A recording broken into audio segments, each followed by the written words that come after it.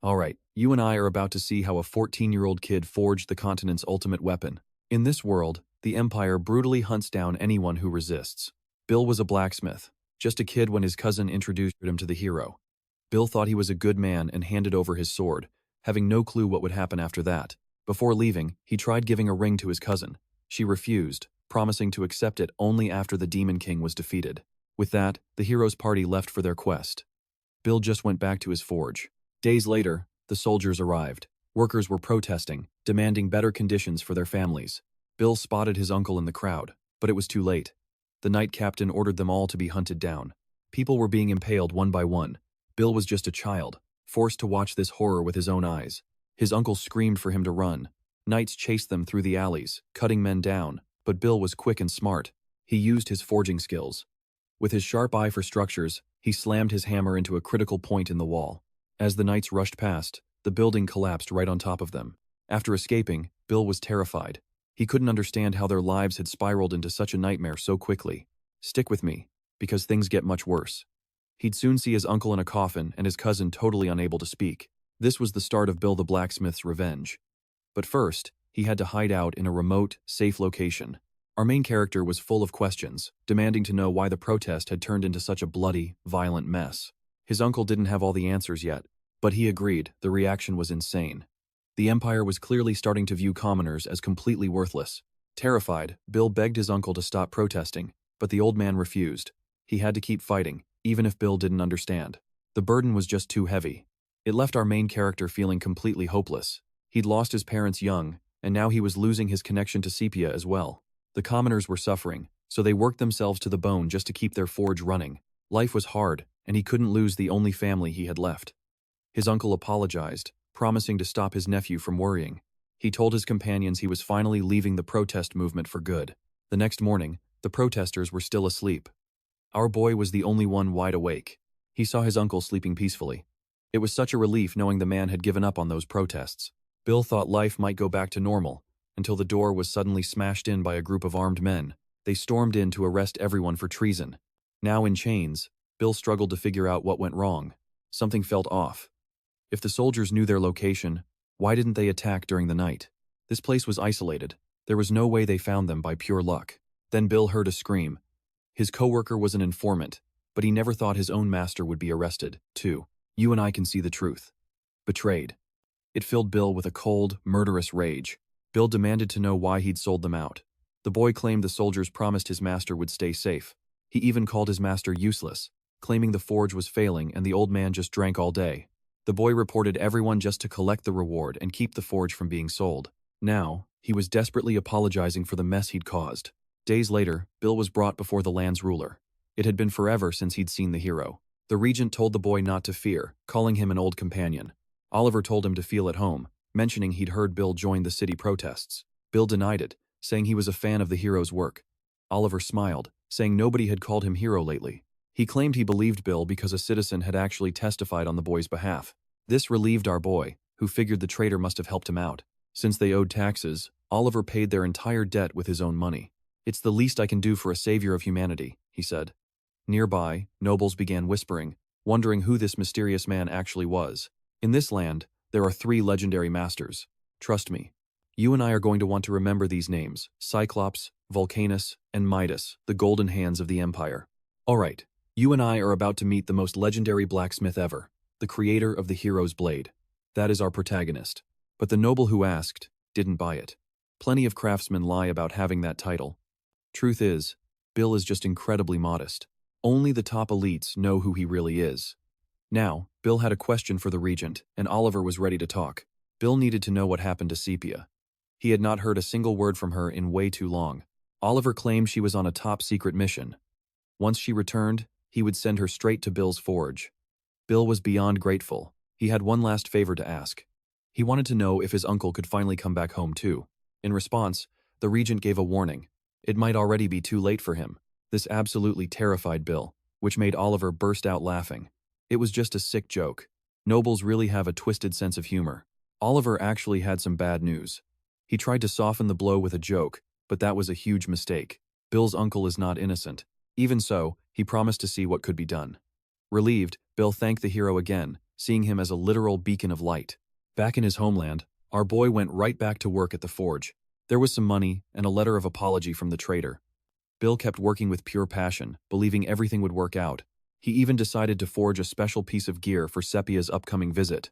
But days turned into weeks. Finally, there was a knock at the door. Envoys from the Empire were looking for our boy. Bill rushed outside, his heart racing, wondering what was going on. Now pay attention, because what Bill sees outside is going to change everything. He expected his uncle and his friend. Instead, he found a nightmare. Sepia did not even look like herself. She was sitting on a coffin, and her legs were completely gone. That was the exact moment our main character's world shattered into a million pieces. Shaking with shock, Bill asked what happened to her legs. The girl could not even speak. She just collapsed. Bill could not wrap his head around it. It all felt like a horrible dream, but the worst part? His uncle was inside that coffin. After seeing the body, Bill lost it. He screamed in pure rage, demanding to know why all of this was happening to him. All he wanted now was for his life to go back to normal. But the pain was unbearable, like his own skin was being ripped off. Oliver lied. He said she was on a mission. This sent Bill into a total fury. The regent broke his promise about the uncle, too. Now, our boy has someone to truly hate. Back when they first met, the regent had given him a special gift to show his status. It was a gold card that guaranteed access to the capital. It was incredibly valuable and could even be sold for a fortune. Bill felt honored back then and hoped to repay the kindness. Now, he is using that same card to return for a very different reason. He claimed he was there to maintain the hero's sword, but his hands were hiding a dark truth. I know what you're thinking. Can a blacksmith really take down a hero? The odds of that are basically zero. Most likely, Bill's body would be sliced to ribbons before he even realized the hero had moved. His talent is making weapons, not swinging them. And right now, his masterpiece is in the hands of that absolute scoundrel. Bill thought about this for a long time. The answer is simple. Something only a master blacksmith like him could pull off. Repairs. Something every weapon eventually needs. A professional would have to handle it sooner or later. While he worked on the hero's blade, the man himself would be vulnerable. That is how Bill would take back his greatest creation. Standing before him is an unarmed target. And in Bill's hands, the most powerful sword ever forged. Bill is weighing his options on how to end this man. Should he use the blade or his hammer? While lost in thought, he hears Oliver mention that he never even wanted to be a hero. Bill does not get why he's venting now. The regent said there is a limit to how many people can be saved. He has become a cold realist. Sure, he saved the world by killing the Demon King, but things would have been different if the enemy could never have invaded. As the man continues his speech, Bill stealthily moves closer with the sword. The regent's conclusion is simple. He wants a nation so powerful that no enemy would ever dare to dream of attacking it. If they had started with that kind of power, there never would have been a war. After the war, Oliver thought about this constantly. He wanted to stop another tragedy. The solution was actually quite easy. He needed total control. He wiped out the corrupt nobles and lazy royalty, bringing the country into a brand new golden age. His goal is a legendary empire. And trust me, that is exactly why he brought our protagonist here. Stick with me, you are about to see our main character challenge the hero in an absolute suicide mission. Raising just one finger, Oliver sighs that it has come to this before a magic arrow pierces the boy's shoulder. The impact forces him to drop his blade, and the Imperial troops flood the hall. Oliver tells his men it was nothing, but the boy is still dragged away in chains. Fuming, Bill asks how he knew. Oliver just smirks he killed the Demon King, so sensing killing intent like that is child's play. But if he knew, why wait so long to react? Our main character is left totally puzzled. Oliver explains he held back because he sees potential and wants the boy as his right-hand man. For a brief moment, our protagonist actually considers the offer. He can barely believe this is real, but to be convinced, he has one final question. Hearing the counter-proposal, the regent leans in, his interest finally piqued. Bill asks why Sepia ended up in that state. Oliver goes silent, then explains she was legendary until she lost her legs in battle. Even after that trauma, she refused to let despair win. Their team finally won, bringing peace to the world. But it was short-lived as humans began to war among themselves once again. The heroes were called back to the front lines, but Sepia was left behind for obvious reasons. Left alone and feeling completely abandoned, she grew desperate. She sought a solution in forbidden places that no man should ever see, and somehow, she managed to return to the battlefield. Bill sees the corruption of black magic and demands to know why the hero did not help her. They were supposed to be teammates, yet he let her rot in that darkness and pain alone. He is the guardian of the realm with unlimited power. He could have saved her from all of this. Bill remembers the old days, but Oliver does not think this is his problem to solve. He adds that Bill is in no position to lecture him. If he was so worried about Sepia, he should have joined the war himself. Instead, he chose to hide behind the swords he forged. And yet, he dares to preach about responsibility to the regent? Only a coward would ever do that. Bill is not fazed, calling Oliver a weak man who is just running from his own failures. The regent is absolutely livid now. He does not take insults lightly. Now watch this part with one swift movement. He literally tears the boy's arm clean off. He calls him trash but spares his life as thanks for the war effort, though he has a cruel plan. He wants the boy to live in agony, suffering under the weight of the responsibility he mentioned. Oliver leaves him bleeding out. Days later, a mysterious visitor arrives at our main character's home. Looking totally defeated, Bill opens the door to find Sarah, a woman who once fought alongside the hero. It does not take her long to realize exactly what went down here. She notes that under Oliver's rule, the nation is finally flourishing, a comment that makes our protagonist see red. She apologizes for the remark, but seeing the boy's current state, she realizes he is completely finished. Pay attention here, because Sarah reveals she has a completely different version of what happened to Sepia. Trust me, this totally captures our boy's focus. Her price for the truth? A brand new dagger. Bill agrees to the deal, charging only for materials in exchange for the truth. With a crude prosthetic, our protagonist begins to work once more. He is certain Oliver is hiding a dark secret. Sarah claims Sepia was far too fast to ever be hit like that. She was the second quickest in the party, while the enemy relied only on brute force. The story about her losing her legs makes zero sense. She did not miss the dodge. She actually took the hit on purpose to save the hero. And her return to war? That was no accident. It was the hero himself who begged her to return.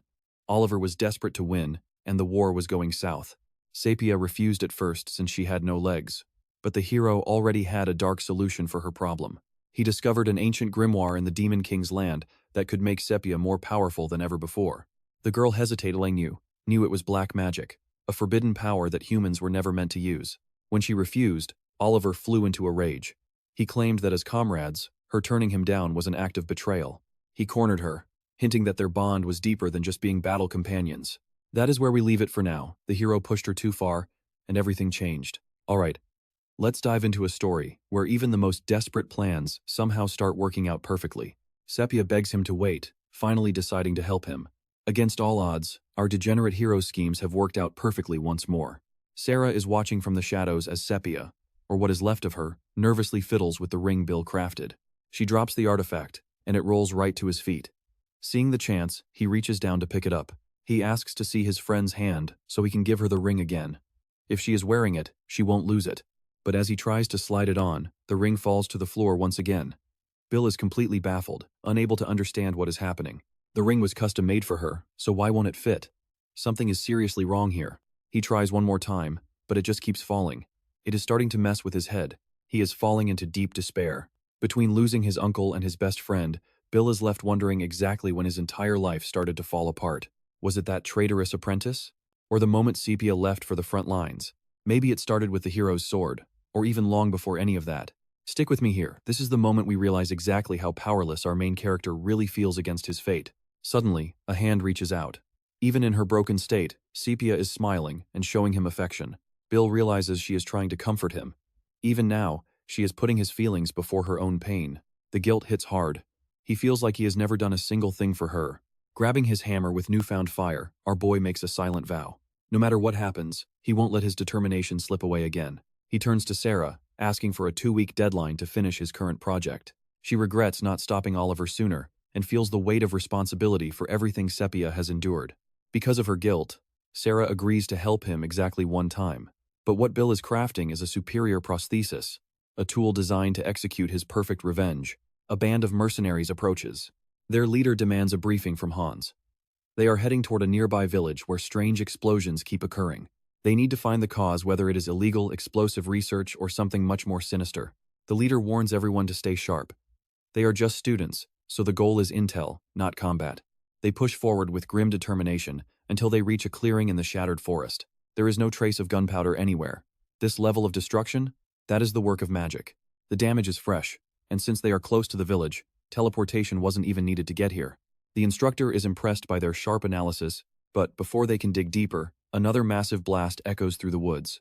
Elsewhere, Bill is struggling to master the sword. He has a long road ahead of him. His movements are amateur at best until the investigators stumble upon him. They were looking for a dangerous mage, but all they found was this clumsy swordsman. Now watch closely, they are about to make a huge mistake by underestimating him. Hans asks the instructor if they should just haul the criminal away, but the wise teacher insists on finding concrete evidence before making an arrest. However, according to the official records, Bill is a wanted fugitive. Bill watches the strangers close in. One of the charges against him is the attempted murder of the regent. With that, the students are cleared to begin the capture.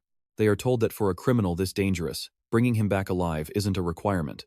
The 3 students charge in. The 2 young men strike our boy directly. Bill feels every bit of the impact. Hans is left stunned because this criminal seems incredibly weak. The others agree. They wonder if he is just a puppet for someone more powerful. Hans kicks Bill's sword back to him, wanting real answers. If he is a warrior, he should die like one. A petty act of mercy from the self-proclaimed hero, Hans, the side character. As he grabs his sword, Bill tells them they have got it all wrong. But after being ambushed without a word, he realizes talking is completely useless. Hans prepares for the kill, ready to end this once and for all. He mocks Bill's sloppy technique, showing him how a real pro moves before delivering a surgical strike. The attack is a blur. Bill's head is nearly taken off as Hans lands another brutal, devastating hit. He follows up with a gut-wrenching kick to the stomach. Our main character is just painfully weak. Wild, right? Let's watch as this hero candidate kicks our boy like a soccer ball. Hans is beyond disappointed, thinking this capture was a total waste of time, but the instructor is starting to sense something very strange. They were actually sent to investigate a series of explosions. But based on the evidence they found so far, the math just does not add up. All they see is a talentless swordsman with no mana and 0 gunpowder. Bill tries to ask them to stop the attack, but Hans is not listening to a single word. After one last warning, Bill reaches out toward his attacker. It is finally time to put an end to this. This side character did not even see the blur flying at his face. Our boy's prosthetic hand launches like a rocket, taking the guy's ear right off. Now it is Bill's turn to drop some sarcasm. His opponent actually fumbled his sword. That is a total rookie mistake to make in the middle of a fight. These words send the guy into a blind rage, swearing he will take our boy's head in one swing. He is ready to do it too, until someone intervenes. It is the team's instructor, and Hans is visibly fuming that his kill just got interrupted by his own teacher. After watching closely, the instructor realizes Bill's strategy was actually quite interesting. Now here is the part you and I need to watch closely. He is baiting Hans into range. The only reason that strike was not fatal? Bill closed his eyes at the last second. He has clearly never taken a life before. As a seasoned veteran, the instructor knows that is a hurdle that never gets any easier to clear. He immediately rips into Hans for being reckless enough to almost get killed, telling his student to actually look at this boy. He does not even look like a proper combatant. Hans is still seeing red though. He refuses to let this slide, but the instructor sees this as a training exercise. So far, our protagonist has not shown a single suspicious motive. All that aggression was just a test for any hidden hostility. With that settled, the instructor tells his students to remove their talismans. Suddenly, our main character is paying very close attention. Looking at our possible criminal, the instructor asks if he is familiar with the curriculum at the Hero Academy. One of their subjects is training students to crush evil without hesitation. To do that, they literally hunt down live criminals just to get the kids used to hearing screams of agony. Now pay attention, because this is the exact moment Bill learns Phil Bark was on their hit list. He is beyond livid now. This was exactly the reaction the instructor wanted. Our main character is slowly being eaten alive by pure rage. He has to follow through with his revenge, take down Oliver, and burn his legacy to the ground. But first, he has to deal with these hero wannabes and wipe them out. Just as they are about to strike, Bill asks for a moment. He knows they are just looking for a live target to practice on. Since he is just a blacksmith, he does not think he can help. The instructor is actually curious to hear him out. So, our boy asks for a bit of time to suit up. That way, he can actually do his best to take them down. Assuming our boy is just trying to run away, the students want to finish him immediately. Hans even remembers a severed finger in his pocket and wants to do the same to Bill. The instructor likes the idea, but he needs a timeline. Bill asks for exactly 1 hour, and surprisingly, the instructor grants it immediately. If he is late, that trophy finger is going to the pigs. After waiting in the woods, the students assume he fled. They are annoyed about losing class credits, but the instructor decides to wait just a little longer. The girl who was whining earlier starts to stretch her arms. Right then, something blurs through the air, slamming into her with brutal force and sending her flying backward. It is our main character's prosthetic hand again, and it just completely crushed her fingers. She is screaming in absolute agony. This time, the hand retracts into a full suit of heavy armor. Bill realizes he needs to gather 35 trophies today. Furious and bleeding, the girl wants our protagonist to suffer. Her friends are more than ready to help her. They move fast, slashing at the metal, but they quickly realize this won't be easy. That armor is completely unbreakable. The instructor asks if the students know how to handle a situation like this. The boys decide to pivot and target the joints. That is their new plan. Bill is totally surrounded, and those joints do not have any heavy plating. The hero candidates go all out, only to find they're doing zero damage.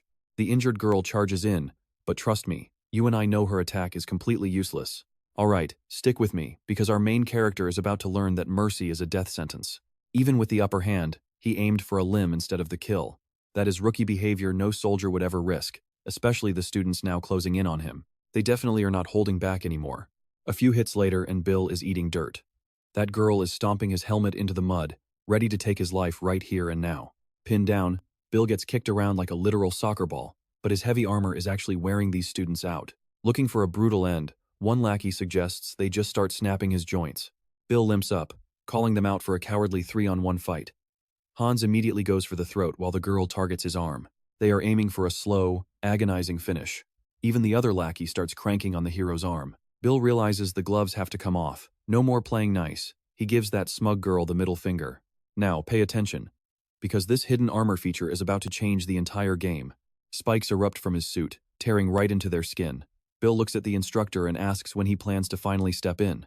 The instructor does not say a word. He just points, making it clear that Bill still has to finish these kids off. It is finally time to draw his blade. Our hero swings with everything, but he only hits thin air. These opponents are just too fast. No matter how hard he tries, his blade cannot reach them. If he cannot even touch a student, taking down Oliver is officially a pipe dream. He forces himself to stay calm. This is like forging steel. You do not get a masterpiece with just one strike of the hammer. You have to grind for it.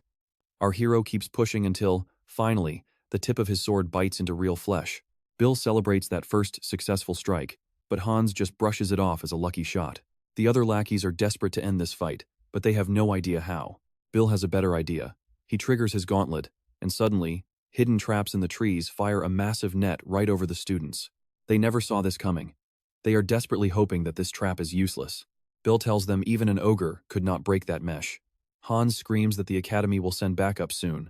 They think time is on their side, but Bill just asks if they know why he waited until now. It is because he needed the target practice too. He calmly walks forward, and Hans is so terrified he starts apologizing for every single thing he did. But our protagonist is finished talking, and that cold look leaves his enemy shaking in absolute terror. Hans tries to beg for his life, but his head suddenly just explodes. Blood splatters all over Bill's helmet. You and I saw that, right? The instructor did that, and he actually looks proud of our boy. The remaining lackeys are completely horrified. The girl starts screaming her head off. The instructor's message is simple. Bill passed. Everyone else is just left confused. While the girl is busy questioning the instructor, her head pops. By the time the last lackey realizes what is happening, he gets deleted in the exact same way. The instructor just hopes those kids find a world with better adults.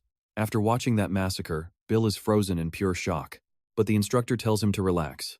After all, he already told him that he passed the test. Bill is spiraling. He did not see a single move, and he cannot wrap his mind around why this man just cold-bloodedly slaughtered his very own students. There is no way he can ever beat a monster like that. Calmly, the instructor claims there is a misunderstanding.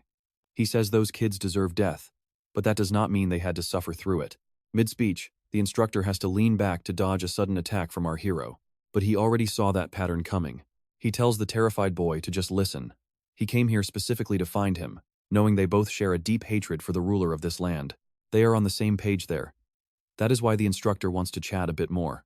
But our hero is still way too tense. With no other choice, the instructor decides to end the conversation. One quick strike hits his helmet. Much later, Bill wakes up in a panic, finding himself in a normal-looking room. Against every single odd, he is still breathing, but he has no clue where he is or what happened to his armor. Voices are coming from outside.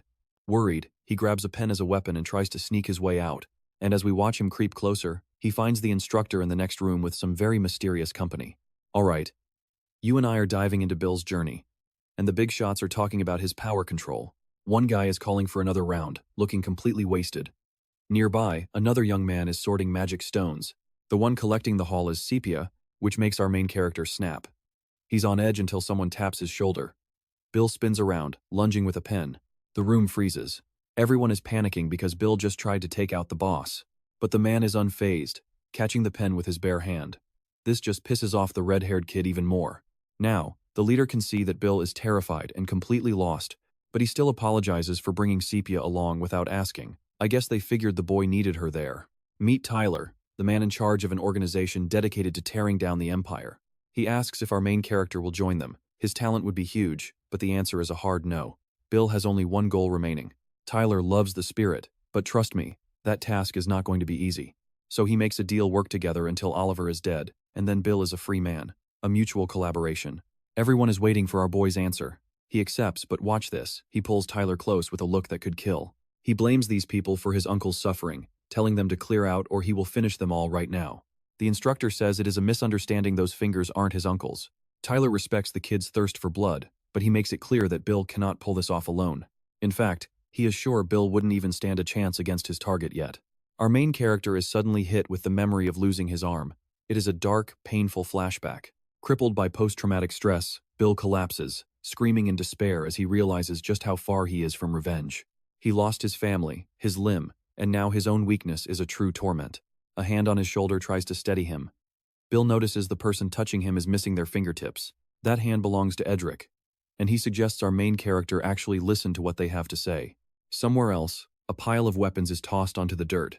Death row prisoners are told to grab them. The local count says anyone who can beat him in a fight wins their freedom. But these aren't warriors, they're peaceful protesters who don't know how to fight. The count signals his servant that he is ready. Then, he ups the ante by bringing out the hostages. These are the families of the men standing in the dirt. The count is ready to move. He mocks them, saying his own men had to get strong before they lifted a sword. These are just regular people, but the count couldn't care less about that. If they won't pick up a blade for freedom, he'll give them a much more brutal reason to fight. One man charges forward, but as he swings, the count uses a hostage as a shield, making the man kill his fiancée. Just like that, the count takes his head. And get this, he's still waiting for a reaction. You and I know he's definitely going to keep pushing until they snap. Desperate to save their families, the prisoners launch an attack. The count just waits for them to get close. Without breaking a sweat, he rips them to shreds. To him, this wasn't even a challenge. This monster is Zahir, a nobleman and a member of the legendary Heroes Party. He is currently running the regional army and holding the border. As long as he's in charge, the regent is safe. Back at the base, Bill asks if the count travels alone and if the rebels can actually defeat his army. That question makes the red-haired kid laugh. He calls Bill an absolute idiot for wanting to fight a conventional army. It is clear our boy doesn't even realize where he is standing right now, so he takes a moment to think. He notices the damp air, the freezing temperature, and a working ventilation system. He guesses it's a basement, but the red-haired guy mocks him because that answer is way too simple. They are actually deep inside a massive network of underground tunnels. It's an entire hidden city. Bill is stunned, but Tyler confirms it. This secret city leads to every corner of the entire kingdom. They'll use it to trap Zahir, picking off his men one by one. Trust me, you and I are about to see some serious guerrilla warfare until he's isolated. Let's follow our boy to the training grounds and watch his start. He keeps grinding away at his swordsmanship, striking the training dummy with the same motion over and over again. But because his skills are basically non-existent, the sword slips and lands right at the instructor's feet, who definitely has a few choice words. Bill has zero talent. The deal was he'd only craft gear if he could fight, but things look grim. That kind of greed is a death sentence in war. Bill just silently picks his blade up off the dirt. He walks away, completely ignoring the lecture. It's like the instructor's words didn't even register with him. Instead, he has a different focus. He wants to know the secret behind concentrating mana. The instructor suggests asking a mage instead. But that's not what our main character is after. He wants to know exactly what the instructor did with all those other students. Focusing power at the tip of his weapon, now watch closely, because the instructor is floored that Bill even noticed. Noticing that would only be possible if he possessed eyes that could perceive raw mana. If it's true, this is a massive discovery. Our boy can see mana, meaning he actually has some hidden, god-tier talent. Teaching him would be a blast, but the instructor shows off a captured monster and says he's busy. The instructor reveals he's a bit busy with a captured monster. Bill asks where he's going, but the answer is pretty obvious. He has to get back to the Heroes Academy. To keep his spy cover, he needs to show some results. We finally get his name, Varhan. Meanwhile, at the fortress, a massive army starts moving through the Count's territory. They are hunting for a suspicious person and plan to be incredibly dedicated to the search. The squads are already deep in the forest. Some men hear a rustle and level their spears, ready to capture this mysterious intruder. Without a second thought, the soldier stabs into the brush, but he's in for a surprise. It's just a tiny rabbit. Seeing the catch, he tells the guys they should just roast the poor thing. But right then, a mysterious figure reveals themselves, lurking deep within the shadows. The figure bolts, and as the soldiers give chase, men from the platoon start vanishing one by one. The chase hits a dead end. The remaining soldiers don't even notice the trapdoor waiting beneath them. They fall right into a massive pit filled with sharp spikes. The mastermind behind this? The red-haired boy. With just one trap, he wiped out an entire squad. His name is Draco. Somewhere else, a soldier is panicking as he watches his comrades get picked off like flies. He tries to signal for help with magic, but he's finished off before he can. More bodies for the pit. Another platoon? Completely wiped. A heavy metal net drops right onto the next group of soldiers. This trap was our boy's design, and his supervisors are actually pretty impressed with the results. With the soldiers caught, they're told to surrender, but one man among them stays perfectly calm. You and I can see he's totally unfazed, and the rebels realize they've hit a stubborn wall. It's time to make an example of him. Our main character senses the danger and screams for everyone to move. He's momentarily distracted and misses exactly what the soldier is about to do next. He bursts out of the trap and takes a head off, sending it flying into the air like a basketball. This sudden move puts the rebels on high alert. They can't afford any mistakes against this guy. He's definitely not some average foot soldier. With his ability to see mana, Bill knows this man is as strong as the instructor, maybe even stronger. He's actually the captain of the Count's elite squad. Our protagonist and his entire crew are absolutely terrified. Everything is falling apart. A direct clash with an elite captain would be a total bloodbath for the current team, but the girl has a plan. She orders her men to split up and flank him from both sides. The troops charge in. The first poor soul is about to find out how outmatched they really are. Another soldier jumps in too. The whole point is to keep the target's focus completely divided. While he's busy with the others, the girl lunges for a kill shot, finding a gap in his guard. But for a captain, blocking a sneak attack is easy. He counters so hard, he shatters her dagger. Even though she's disarmed, her plan is still moving forward behind the scenes. Our boy holds his ground in a firing position looking like a literal Mega Man. Trust me, you and I need to see where this power came from. Alright, you and I are about to dive into a story where science meets insane magic. Bhaskar, the man in charge, warns him the materials are way too sensitive and unstable. Mana infusion isn't impossible, but there are way too many chaotic variables. Their current gear can't handle it. Only a legend with divine skills could pull it off. But since Bill is our main character, impossible is just a suggestion. Time to fire. A massive explosion rocks the area.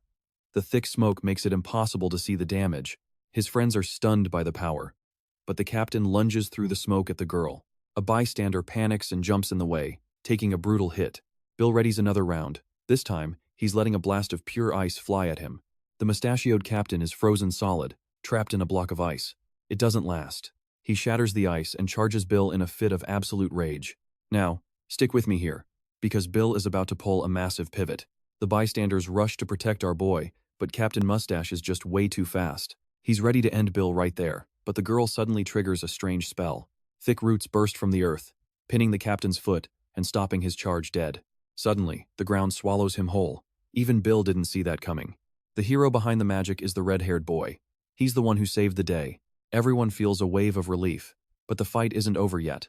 Draco gets worried when he hears who they're fighting, but then he's just glad he caught him. The celebration is short. Captain Mustache climbs out of the pit, looking absolutely murderous. Draco is shocked he escaped. The captain hits the ground and unleashes a massive shockwave. He's beyond furious now. He swears that every single one of them will pay. Bill prepares to fire, but the captain strikes the earth again, knocking everyone off their feet. Draco yells at Bill for being too close, but Bill says his plan is actually working. Those attacks were actually effective. Draco just can't wrap his head around the strategy. He tells our boy to shut up and quit messing with the flow of battle. Draco's pet digs around Bill, dropping him into a hole while everyone else retreats on command. You and I both know this captain is too stubborn to die. Watch this. Draco slams his shovel down, shouting that he's opening the very gates of hell. A massive crater opens up beneath the captain, and he falls once again.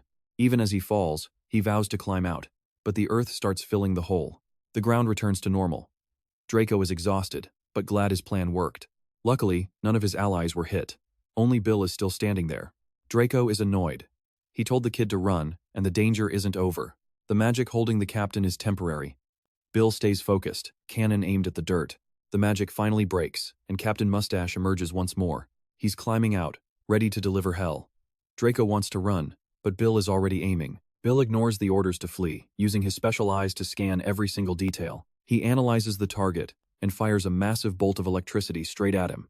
The captain can't dodge. The hit is brutal enough to tear through his armor. It's a lethal strike.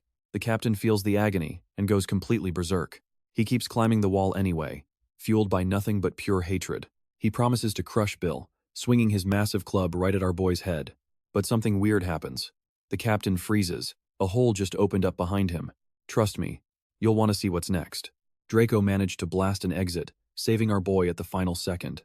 Stick with me, you and I are about to witness an epic struggle for survival. He warned Bill to drop the reckless act before it got him killed. But Bill? He was already plotting a way to turn his next attack into something truly devastating. Outside, Captain Mustache screamed in total desperation, furious that he couldn't find his targets anywhere. As they slipped away, Bill felt a surge of cold certainty. Next time, he would end Captain Mustache once and for all. Hope was back on the menu. At the hideout, they regrouped and mourned the heavy losses Captain Mustache had forced on them. But thanks to everyone's hard work, they avoided a total disaster. Now, Bill wanted to know exactly what the next move was. Tyler laughed at how impatient our boy was, right before he started laying out the next phase of the plan. It starts with the Shadow Intelligence Squad. We don't need an army for this, we just need to strike absolute terror into their hearts. I'll start with the Eastern Forest, launching a merciless and total assault, he explained. Next, we rotate strike zones and leave exactly one survivor to spread pure terror. Now watch closely, this is where the psychological warfare gets absolutely brutal. The plan worked like a charm, and terrifying rumors began spreading like wildfire through the Count's ranks. The enemy troops were so spooked they chose night watch over the woods. One soldier let out a massive yawn just as the entire wall began to tremble. The underground strike unit finally began its work. On the surface, it just felt like a tremor. Nobody realized a secret underground city connected the entire kingdom. Time to ruin their sleep for good. Deep in the woods, the Shadow Squad was busy collecting souls, and the plan was moving perfectly. Up on the wall, the soldiers were paralyzed with fear. Suddenly, the atmosphere shifted as something finally happened. One soldier drifted off, only to be blasted awake by a brutal strike to the face from Captain Mustache himself. It was time for a patrol. He was dying to hunt down the Empire's enemies. His impatient outburst had been predicted perfectly. Draco wanted to capture the captain immediately, but Tyler had a much more cunning plan in mind. They were just going to let him wander the forest. Draco was baffled since capturing him was the whole point. But for Tyler, the timing wasn't right yet. They needed to systematically wipe out every other risk before making their move. Every time the captain stepped outside, they went ghost. The silence was driving him into an absolute, frantic rage. While he wasted time outside, the Shadow Squad was busy inside the walls, picking off high-ranking officers. Panic was spreading fast. Constant alerts meant nobody could sleep, and their entire chain of command was slowly rotting from the inside out. This was a direct hit to the captain's control. He was losing his grip on his own troops. Drowning in failure, he couldn't lead anymore. Let's be real. You and I knew this failure would lead straight to the boss's office. Zahir summoned the captain for a private talk. Word had reached him that things were falling apart lately. Reports were coming in that the captain's men were turning insubordinate, and honestly, the captain had no excuse for it. He tried to play it off like the situation was under control, but the Count wasn't buying a single word of it. He hurled a crumpled paper ball so hard it cracked like a gunshot. The message was clear: Zahir was done playing. Zahir had zero patience for disrespect, forcing the captain to beg for forgiveness. Honestly, the Count only hired a fool like him for one reason. He desperately needed to prove his value. But now the captain was completely cut off and alone. This was officially his final day as the Count's top man. Now, Tyler had to choose who would face this powerhouse. They had to play this smart. He might be an idiot, but he was still a terrifyingly powerful opponent. Without a second thought, our main character volunteered, guaranteeing he would be the one to finally take the captain down. Draco was floored by that confidence. He asked Bill how he planned to win when his last attack didn't even leave a scratch. Tyler was curious. He wanted to know if Bill had actually prepared a new secret weapon for this fight. Bill admitted his last shot was weak, but everything's different now. His weapon just got a massive upgrade. Draco was still skeptical. If this attack failed, their entire plan would go up in flames. And he was right. Tyler knew the stakes, but our main character didn't flinch. He swore if he failed, they could take his other arm. It was a reckless promise that left everyone stunned. Draco just scoffed, saying he had no use for a useless limb. Tyler let out a wide, eager smile. He was hooked on the idea and demanded to hear every detail of the plan. He needed to be fully convinced. Meanwhile, deep in the dark woods, Captain Mustache was still hunting his prey. Looking at them with those crooked eyes, he was instantly consumed by a blinding, murderous rage. Trust me, you're going to want to see what happens when that cannon finally fires. It's go time. All right, you and I are about to see a battle that sets the world on fire. Captain Mustache looks thrilled as he asks the boys why he brought that wooden club. The answer is simple. It is the perfect tool for crushing worms like them. Draco watches the enemy approach and uses a technique to make the earth grab Captain Mustache's leg. But things are not going as planned. The goal was to have the captain sucked into the ground. However, Using only brute force, Captain Mustache is stopping that from happening. Our main character, on the other hand, is ready for another shot. Pumping maximum power, he launches a lightning beam. That blow could have been lethal, but Captain Mustache dodged it easily. He was not even impressed, but when he looked back, he actually got scared. Even Draco could not comprehend that much firepower. Apparently, these magical tools are dangerous. Draco was being completely ignored by the enemy. With his ego wounded, he attacks with his shovel. Our main character, with those strange eyes, tells his companion to avoid any contact. Honestly, everyone in this story is an idiot. They hear advice and decide to look back anyway. Pay attention here. Captain Mustache slammed the ground violently, triggering a small earthquake. Draco was completely terrified and decided to retreat immediately. There was massive mana in that attack. Draco wondered how our boy saw it, but their priority is fighting. Captain Mustache is alive and closing in on the boys fast. By creating holes at the last second, Draco prevented disaster, leaving the enemy even more furious. The boys appeared behind Captain Mustache, and our protagonist is prepared to fire once more. A devastating fireball is heading towards the captain, and this time, it makes contact. Captain Mustache is cooking inside his armor. Bill realized that normal attacks just do not work. Taking advantage of that, Draco built an earth wall, which was easily destroyed. With him approaching, they had to flee through the holes again. Every time this happens, Captain Mustache gets furious. It was time to be even more destructive. Using his strength, Captain Mustache kicked the ground. His goal is to destroy the tunnel network they made. He keeps kicking the ground, hoping to reveal his enemies. And unfortunately, it is working. The boys are getting cornered. Our boy returned to the surface, but he emerged way too close to Mustache. At the last instant, Draco managed to push our boy away to prevent something worse. Back to his training, the instructor spoke more about those eyes he has. Unfortunately, our boy has not seen many battles. Everything he knows about forging comes from books, which only geniuses could manage. Bill wanted to know if mana control is common, and found out it demands a massive amount of practice. Right now, Bill needs to act fast. Draco knows he just needs to block the first attack. He is using all his energy to prevent a total disaster, putting 80% of his mana into his hands and the rest into his feet. Thanks to that, he managed to block the strike, but only for a second before feeling something terrible. Captain Mustache kicked him in the ribs, sending the poor guy flying. Draco is out of commission and could not even understand what happened. Only the protagonist realized it was a feint. You and I saw that coming, right? The real impact was in the kick. Now, Captain Mustache can turn his attention back to our protagonist. To win, Bill needs an even more powerful attack. There is not much left to do. He is completely alone. With only one arm, Bill cannot block the attack. His only option is to keep fighting. Captain Mustache never imagined our boy could use a sword. But that does not matter. He wants to crush him. Our boy is just waiting for the impact using 20% of his cannon power. It is enough strength to block the attack, which definitely surprised the captain. The sword is still intact. While the captain is distracted, Bill fires an ice attack at him. This only worked because Captain Mustache was distracted, but the ice is not strong enough to hold him. Our protagonist needs to use this chance, but Captain Mustache is not some ordinary victim. He is still dangerous and prepared to smash our boy's head. But to his surprise, his club is being cut. Bill's strike pierced the armor. And trust me, you and I will want to see what happens next. Alright, you and I are jumping back in as Draco realizes Bill can literally see mana an insane combat edge. For Bill, the goal is simple. If he can track that energy, he can slice through his enemy and end this. Bleeding and baffled, Captain Mustache can't wrap his head around losing to a kid who is missing an entire arm. That's it, the gloves are off. He's finally taking this seriously and aims to end this fight once and for all. To prove he's for real, he adjusts his crooked eye and refocuses. Meanwhile, Bill spots a massive surge of mana gathering in the club. Sensing the danger of the next blow, Bill simply sidesteps the strike. To create some breathing room, he blasts the ground, using the recoil to launch himself back to a much safer distance. This gives our protagonist the perfect moment to plan his next move. Closing in again, Bill aims a shot directly at his own sword's blade, creating a very strange and unexpected reaction. It didn't do much. The captain tries to counter, but instead, he takes an explosion right to the face, leaving his signature mustache looking completely fried. The man is absolutely livid now, unleashing a relentless barrage. But thanks to his vision, Bill can see exactly where the real danger lies. The real threat isn't the weapon, it's the captain's hand. Now pay attention, because this is brutal. Blood sprays as the captain's hand is sliced clean into two perfect halves. Absolute agony. His arm looks like a mangled tentacle now.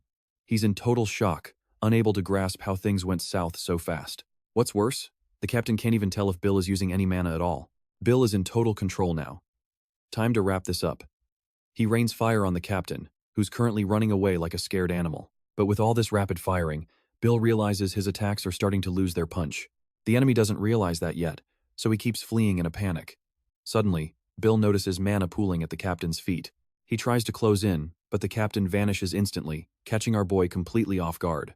Luckily, those strange eyes see everything with high-definition clarity, allowing Bill to block every single incoming strike perfectly. Once again, Bill's blade carves through the captain, who is still left wondering why he's getting totally dismantled here. He starts thinking there must be some sort of dark mystery hidden within that sword. Desperate to survive, the captain tries to download the attack pattern, but he's just stuck dodging until another explosion rocks him. That's when he finally notices the impact of the attacks is actually fading. Only the sword remains a real threat.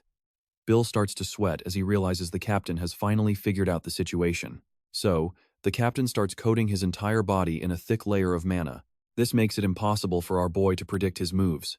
The captain is pressing forward now with lethal determination. Another chaotic clash erupts as Captain Mustache swings with his mangled, injured arm. Okay, I know what you're thinking. And yeah, it gets worse. He disarms Bill and keeps attacking with that twisted limb.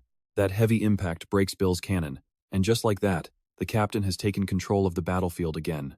All he has to do now is keep Bill away from that blade, so he moves to guard the sword. Staring at the weapon, he finally recognizes the style.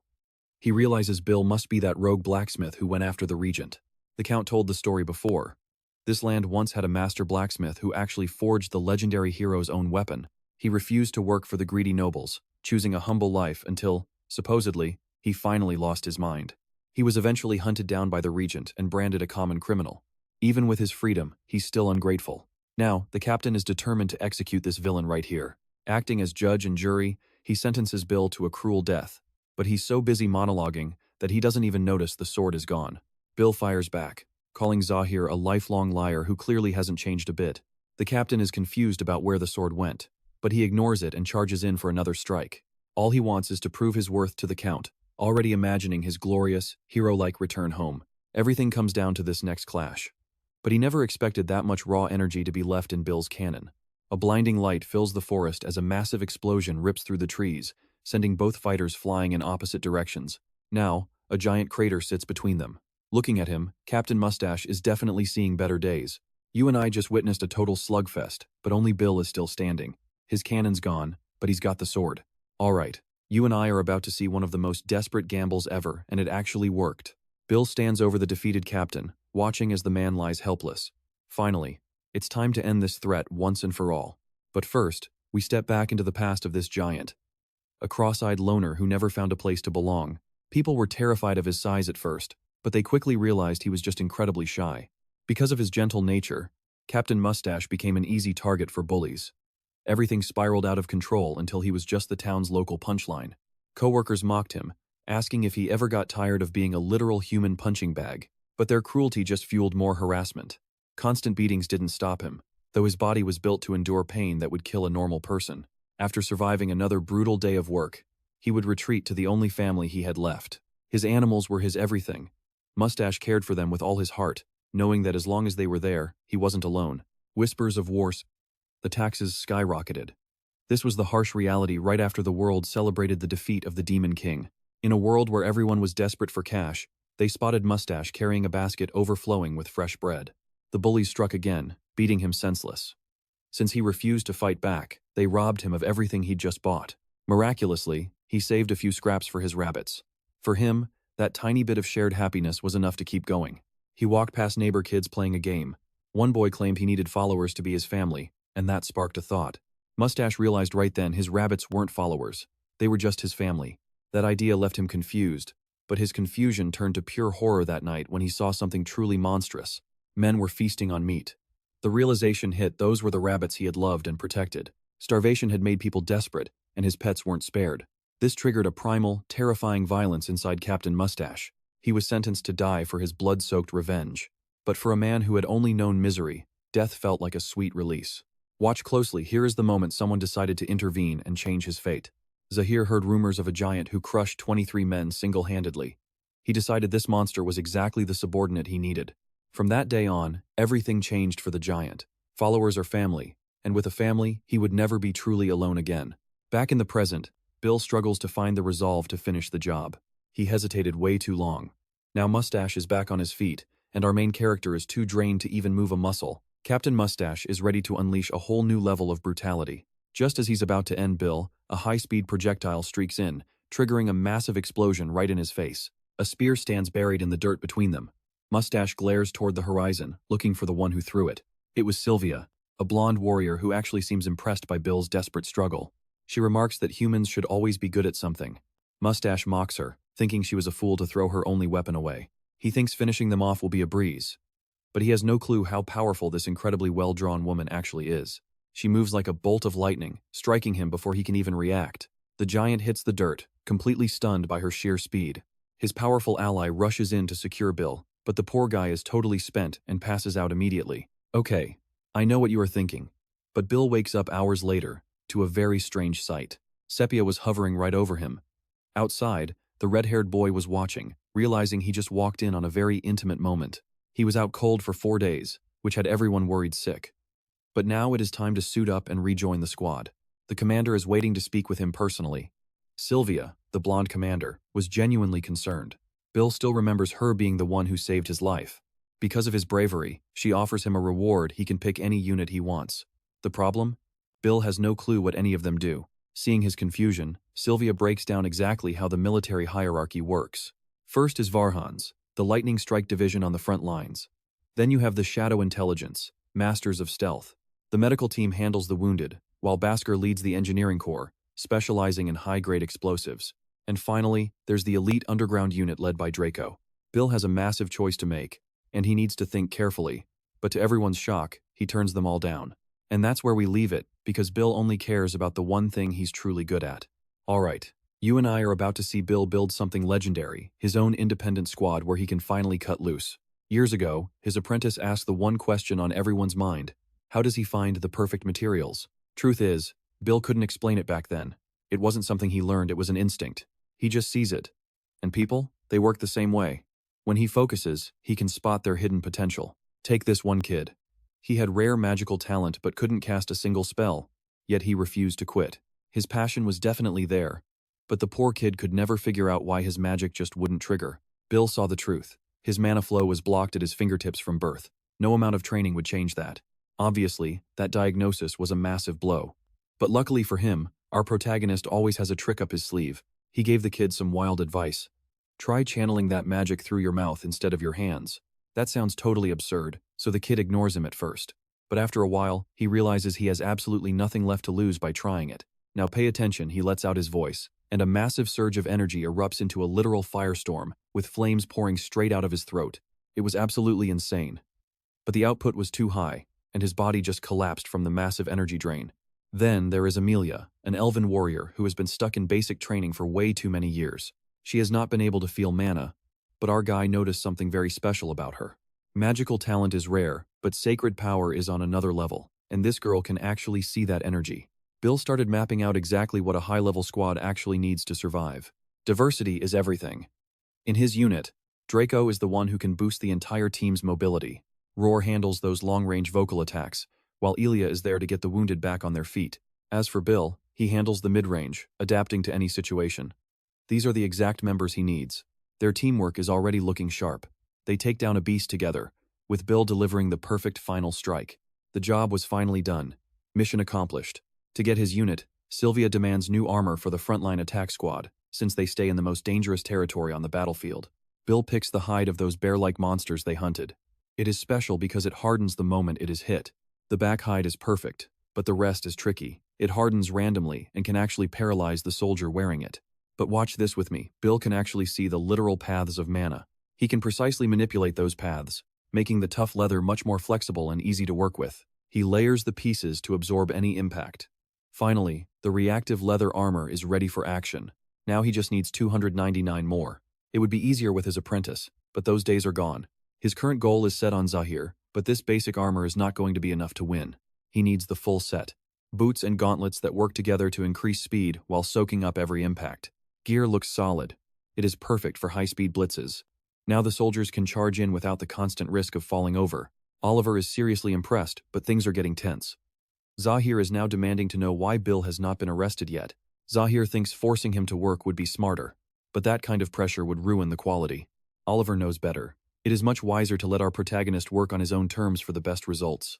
Bill returns home to find it completely empty. Oliver is just waiting for the right moment to seize the goods. The apprentice is still playing the part of an informant. Their scheme is moving forward exactly as planned. Tom is honestly a despicable character. He has no clue that his actions are hurting everyone around him. Oliver keeps playing him like a fiddle, lying and saying he has no intention of taking Bill's life. After the robbery, Bill is cornered by soldiers. His property is gone, and now they are coming for him. Bill looks for a way out, but it is no use. Every single escape route is completely blocked off. Thinking fast, Bill grabs a handful of hot embers and hurls the glowing rocks right at the soldiers. The flames buy him some time to escape, but the rest are already closing in.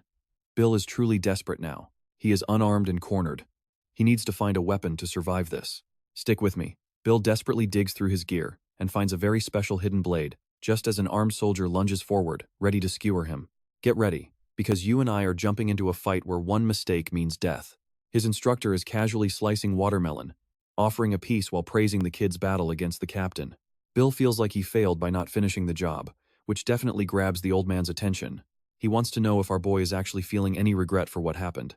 Failing stings, sure, but the instructor knows taking a life is never truly easy for anyone. They were born into a brutal era where fighting is the only option, but killing never actually gets any simpler. You just stop being shocked by it. Even a seasoned veteran like him still struggles with the weight. In the beginning, his hands wouldn't stop shaking, but he had to kill to stay alive. He did what was necessary, taking countless lives just to keep breathing until the trembling finally stopped, maybe because he finally found his courage. But when he looks back at the trail of bodies he left behind, it's hard to call that cruelty courage. Covered in blood, he felt more like a monster than a man.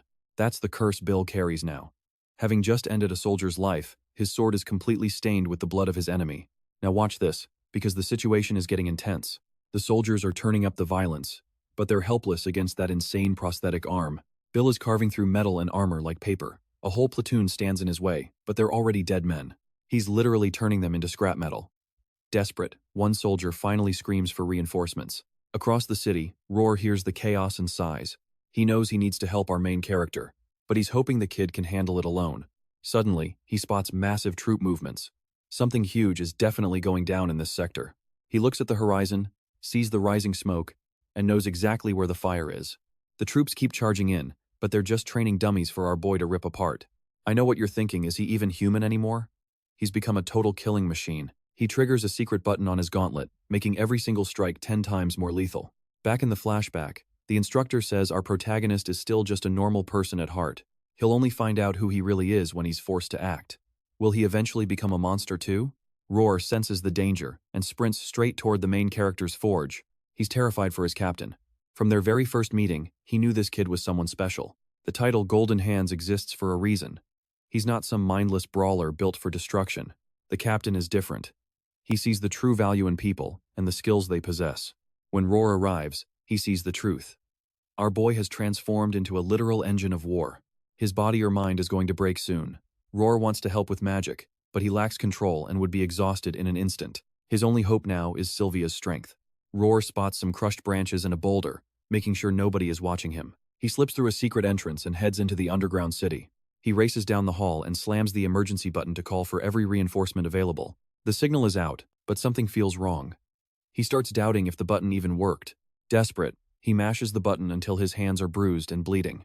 Bill changed his life, so now he's determined to save our hero at any cost. Finally, the signal clears. Now he just has to pray that help arrives in time. Over at headquarters, the communications team picks up the frantic emergency ping. It's from the special squad. The forge is under attack, and panic starts setting in. This is a grade A emergency. They need to sound the alarms right now. The report flies to Tyler. Draco knew this was coming, but it doesn't make it any better. Bill should have stayed in the secret city, but Bhaskar insisted he needed his own tools. A master is nothing without his gear. You and I need to see what happens next. Stick with me, because we're watching Tyler settle the argument and finally demand everyone's full attention for the plan. Rescuing Bill is the top priority now. We absolutely can't lose him. Everything depends on what our main character can actually pull off. Tyler turns to Draco, who witnessed Bill's carnage firsthand, and asks just how long the kid can hold off regular soldiers. Draco remembers that fight and estimates Bill can survive for maybe 1 hour. The problem? It takes 2 days on foot to reach him. This situation is beyond messy. If the Capitol guards capture him now, it is game over. A rescue would be impossible at that point, But Tyler has a simple solution. They don't even need to leave. They just need to reach someone who is already inside the Capitol walls. Draco is drawing a blank until a certain contact suddenly clicks. This secret person is exactly who Tyler needs to pull off this impossible save for our boy. Bill just needs to survive this onslaught, but our main character is running on fumes and completely drained. His enemies smell blood and move in for the kill. Bill is so weak he can't even dodge the next strike. Pay attention.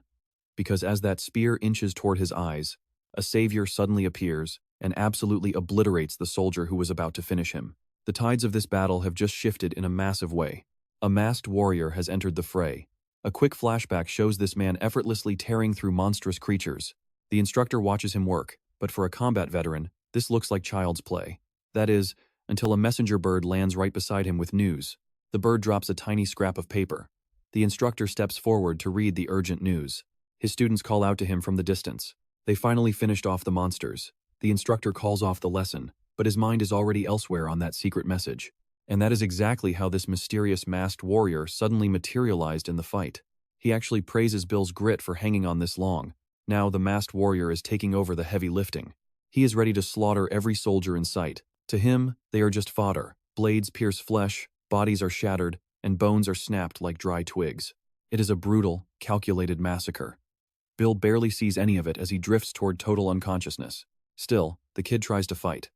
In a moment of pure, exhausted delirium, he actually swings at the man who saved him. It is a chaotic mess, but Bill is so weak that his strike doesn't even leave a scratch on his savior. Since the boy is a loose cannon, the warrior knocks him out. He has got some serious cleaning up to do. Minutes later, the steady rhythm of a galloping horse brings Bill back to the land of the living. The masked man sees the kid is awake. Bill is still confused until the warrior pulls back his mask. It is Varhan, finally calming him down. Bill is confused about where they are. I know what you're thinking, why the outskirts?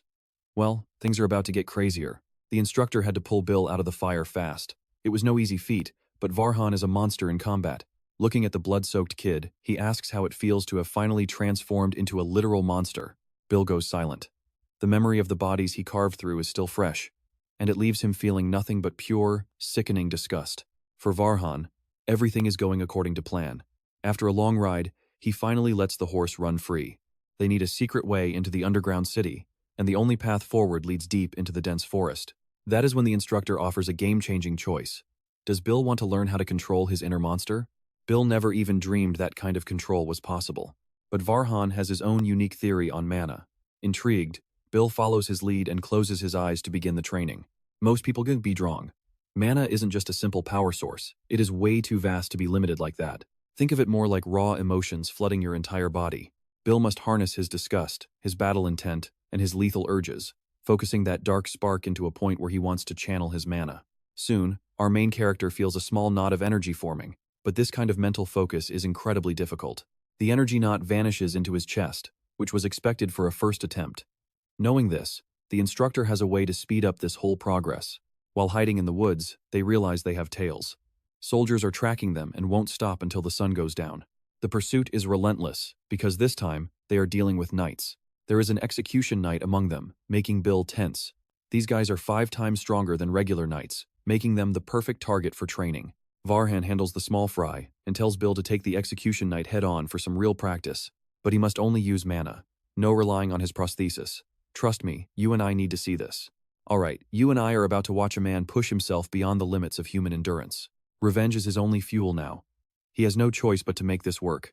Bill is locked in and ready to end this. His target is the knight with the exposed face. There is no time to hesitate. It is time to fight.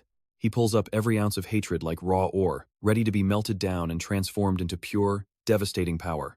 Everything must burn. The fire is already consuming him from the inside out. His heart has become the hammer, his rage, the furnace. That tightening in his chest is growing stronger by the second. This is the mana he has to learn to master. On the other side of the battlefield, the instructor is absolutely cleaning house, putting every single one of his enemies in their place. But he is waiting for one thing. Can Bill finally feel it? Watch this. A mysterious energy begins surging through his prosthetic arm. Finally, mana flows into his weapon.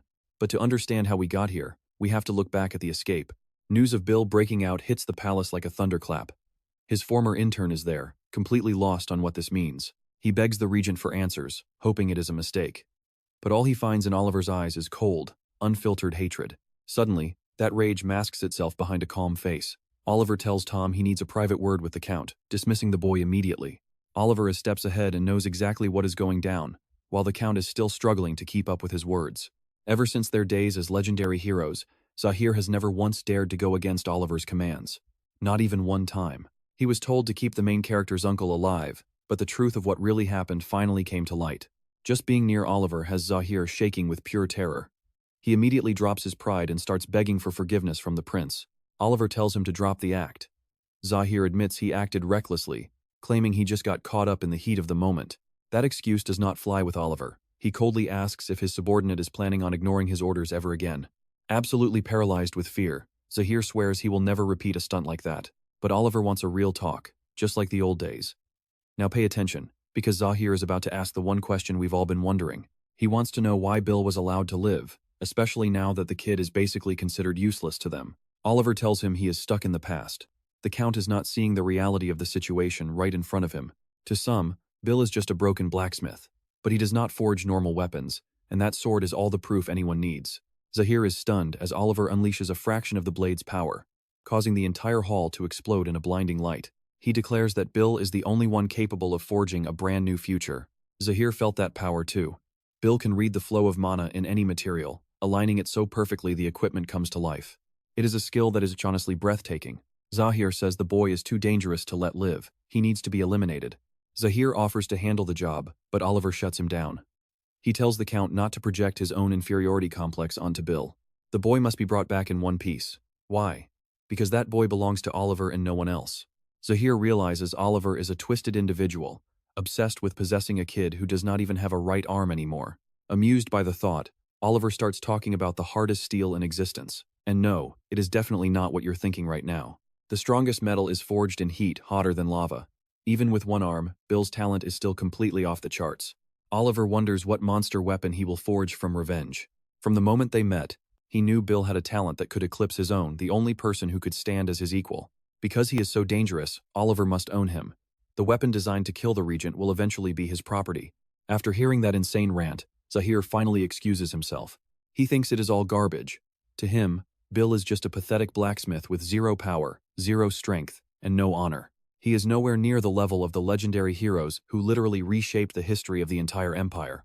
Scouts report they are already closing in on the location where Bill made his escape. They can reach him in 2 hours, but the Count is fuming, refusing to believe Bill can actually escape. The kid and that masked man will suffer in the woods until they are eventually caught. He says this while nearly crushing his subordinate's face, before tossing him aside like trash to avoid making a mess. It is time to head home and unmask the mysterious stranger helping the kid. So what do you and I take from this?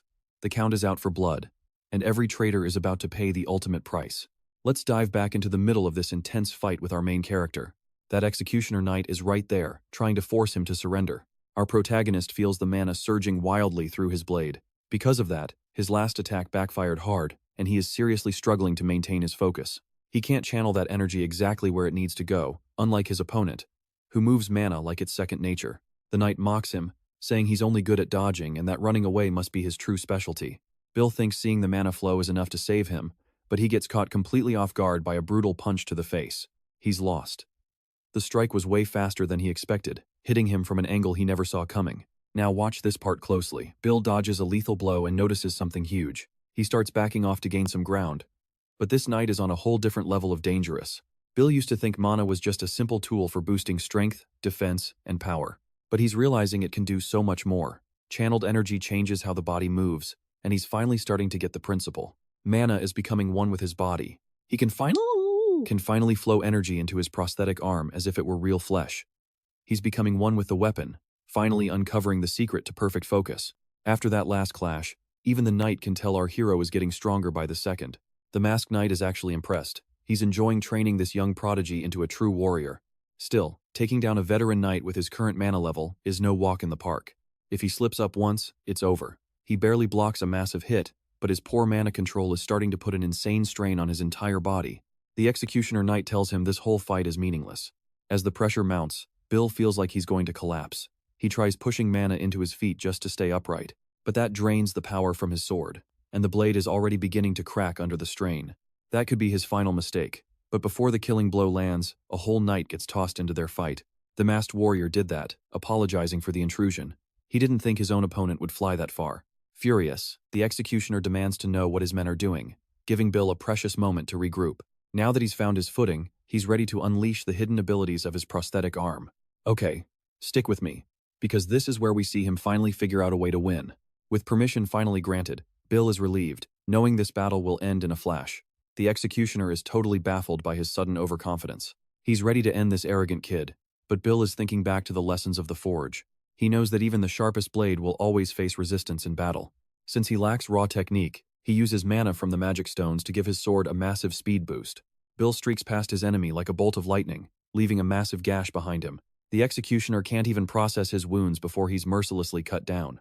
Meanwhile, the Count is fuming over his own failures. The Count vents his rage on some rebels, but what's really eating at him is that letter about Bill's escape.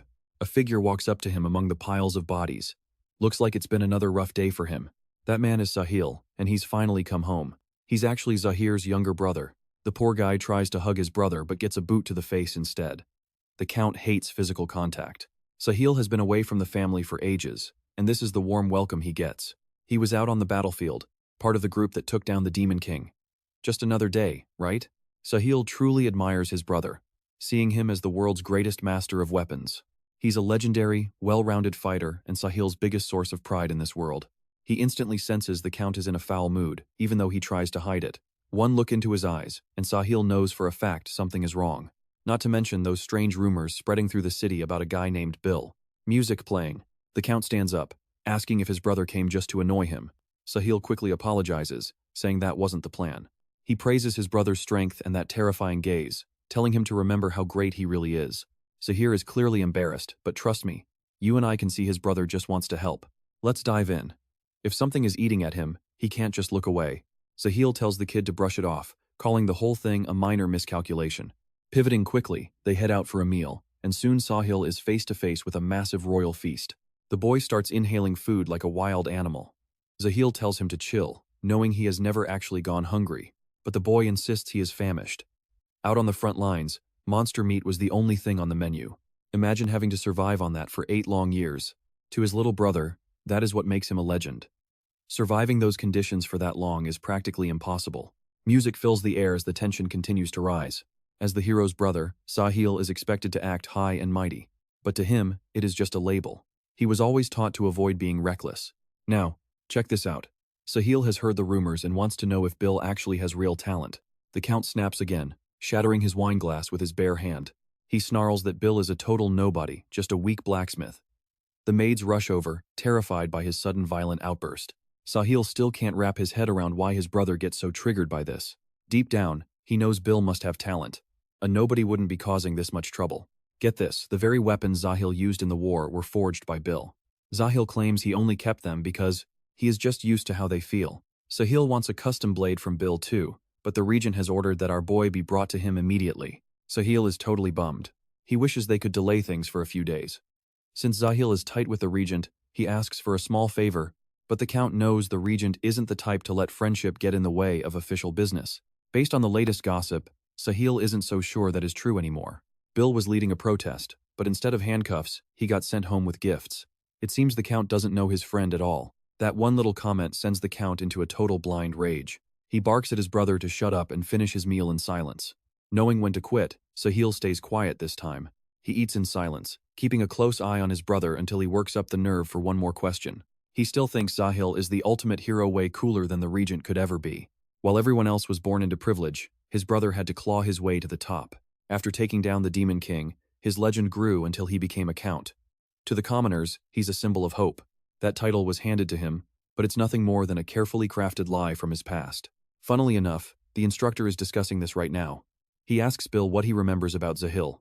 He was just some arrogant kid who couldn't stop bragging about his own achievements. Now, you and I are about to see Sahil's true colors. He's turned his back on the people and started hunting them. Worst of all, Sahil is the one who caused Bill's uncle to suffer and die. Without knowing it, the instructor just planted a seed of pure hatred in Bill's heart. Bill asks if it's really true. The instructor admits he is just piecing together rumors, but the odds are looking extremely high. What is truly insane is how calm Bill stays. He knows mindless rage won't change the past, making his instructor feel incredibly proud. Anyone can get angry, but very few people can actually control that fire inside. Bill can't let his emotions consume him.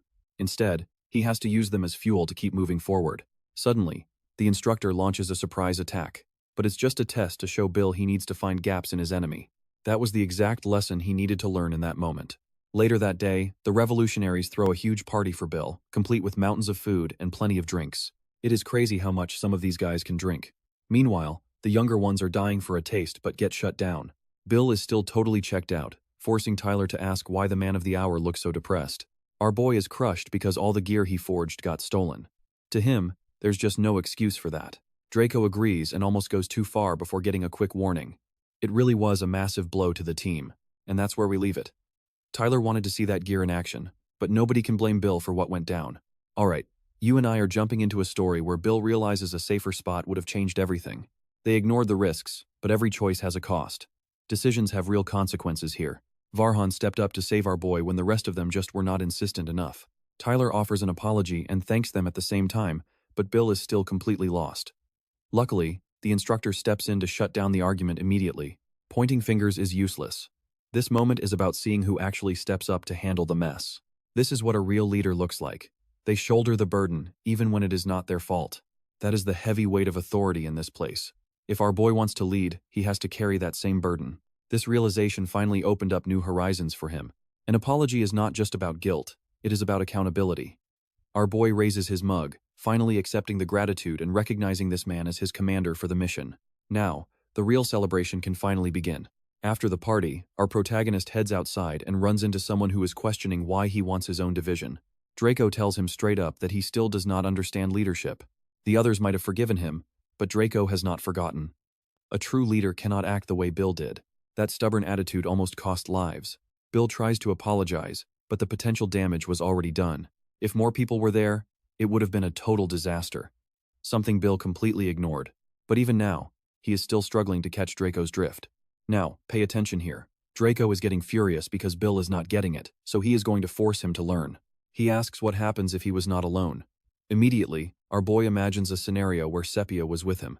Escaping would have been impossible. Both of them would have met a truly brutal end right then and there. Thinking about this, Bill realizes that a simple apology cannot fix his mistakes. He finally sees how his actions put others in danger. Draco is actually starting to look pleased now. A true leader does not just rely on words. They have to be determined to own their mistakes completely. That is the only way his squad will ever follow him. Draco might look like a young kid, but he did not become captain by accident.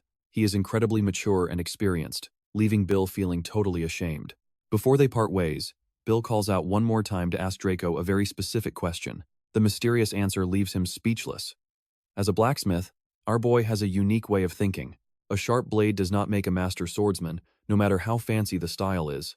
He is closing in on the answer. His unit must be an elite team built to crush the strongest foes. Stick with me here. Alone, they cannot beat Oliver or Zahir. They have to blend their styles and fight as one. They cannot just rely on one person. Every member has to act like a link in a chain. Building this system is how he will protect everyone. Even Draco thinks the idea sounds absolutely crazy. Still, it sounds like fun. As Bill shares his vision, the instructor watches and feels increasingly impressed by our protagonist. His determination is strong enough to push past any criticism. He finally has the heart of a leader. The next morning, they head to the surface outside the barracks. Bhaskar is showing our boy the perfect new spot for his forge. He has to balance wind, water, and earth, especially since refined materials can turn extremely toxic. A steady airflow is crucial to blow away those impurities, which is exactly what Bill is looking for. Next is water for cooling. It has to be the perfect temperature so it does not mess up the entire process. The water here is okay, but if it were even colder, it would be perfect. Bill spots an ideal source nearby and decides to check it out for himself right away. When she tests the water, Bhaskar is totally shocked at how cold it is. That is another major problem solved. Now he just needs the right earth. It must be solid ground to handle the hammer's heavy impact. Bill stomps the ground with his mana, and the force makes his whole body tremble. He asks Bhaskar if she felt that. The ground is so firm that the mana waves spread everywhere. It is the perfect spot, and you and I can see he is impressed. Bhaskar found it. Let's dive into this. The woman is genuinely blown away by how fast the kid works. She only knew this land was valuable, thanks to ancient knowledge passed down for generations. Truly, our main character's talent is just straight up absurd. Bhaskar just thanked the boy for recognizing the high quality of that soil. Bill is all in on this project and wants the forge finished fast. Originally, the plans called for 4 months of hard work, but since she's feeling hyped, she promises to finish in just 2 months. Even our hero is impressed by that speed. With that settled, he's trusting her to get the job done right. Back at the barracks, the word is out: a new mission drops in 3 months. The target? Zahir himself. Taking him head-on is suicide right now. Instead, they'll start by tearing down his inner circle, his knights, and his bureaucrats. As for those knights, every single one of them is on par with Captain Mustache. The old drunk isn't sweating it though. He heard the rookie already crushed the captain once. Bill points out the enemy was just sloppy and underestimated them, not to mention he didn't have real gear. If that guy had a metal weapon, the outcome would have been totally different. Sylvia agrees, noting that at full power, Captain Mustache is as strong as a top-tier instructor. Hearing that, he just grins, claiming that Mustache guy is no match for his strength. Still, they need to focus. In 3 months, a diplomat and 2 high-level knights will be visiting the city. The plan is to wipe them out and cripple the Count's forces. This chaos will be the perfect opening to strike. For the next 3 months, everyone has to push their training to the absolute limit. Roar complains the training is too brutal. Even the elf agrees, since she's still struggling with her holy power. They wanted to stick to basics first, but our boy insists that this intensity is exactly what they need. To work as a team, they need to reach a baseline level of skill first. The secret weapon is their equipment. Knowing exactly how to use it will skyrocket their individual growth. That's why they have to mine the materials themselves. The only problem? This place is incredibly dangerous. Now, pay attention. Bill tells the squad to be quiet because they aren't alone. Zahir is lurking in the shadows. While hidden, the team moves forward. On the other side of the cavern, a massive spider is waiting. This is a lucky break since they have an elf priest. These spiders have contaminated hides that need holy purification. They'll start by weakening the beast with magic, but the team is still shaking in their boots. Bill orders them to get ready for combat immediately. It's time to harvest those high-end materials. Zahir knew the traders were hunting for loot, so he staked out this specific cave, hoping to find our hero. But all he finds is some random squad. He doesn't believe that good gear alone can make these nobodies stronger. As the fight kicks off, the squad moves into position. Their captain barks the order to launch the attack. Zahir just waits for them to walk right into his blade. He sees them as total fools who can't match his speed. The extras are already convinced they're going to die. You and I both know this is wild. Zahir claims the sword makes the man, then just tosses it at his enemies. He's copying what our protagonist did. This is one of the Empire's strongest swords, and he dares them to use it. Zahir decides he'll fight with something else, just grabbing a random rock off the cavern floor. The squad is terrified, but if that sword really was made by our boy, they might actually have a chance. The leader sends a man for reinforcements, while the rest of the group stays behind to hold the line. Zahir admires their guts as they drop into formation. Everyone is just waiting for the signal to clash. They're likely just buying time. A win seems impossible, but they aren't giving up hope just yet. That sword really is on another level. Mana flows through it perfectly. This is their one shot to kill the enemy. Surging with courage, the squad charges Zahir. Even with just a rock, he's still a total monster in combat. But the rock doesn't last against that blade, proving the equipment is even more powerful than they imagined. They have to seize this moment. For a split second, Zahir actually looks like he's cornered by his enemies. An arrow flies straight for his head, but he effortlessly blocks the shot with his broken piece of stone. Trust me, you and I are about to see Zahir prove that the rebels have finally mastered the art of forging. Let's see if this extra can even process what he just heard. The guy holding Zahil's blade just lost an entire arm. But Zahil is not satisfied that cut wasn't clean enough for his liking. He tosses the sword back to his enemies. Now, let's see which idiot is brave enough to step up next. One of the soldiers charges in to avenge his leader. But his desperate effort? It's honestly just pathetic. Pay attention here. One heavy blow sends him flying straight into the nearest wall. The battle is basically decided now. Zahil is literally using that severed arm as a weapon. The archer boy and the girl are standing there, completely paralyzed with fear. They're already thinking about running for it now that their leader is dead. Zahil cold-bloodedly orders the girl to pick up the blade once again. And trust me, she's seeing red now because she was actually in love with that leader.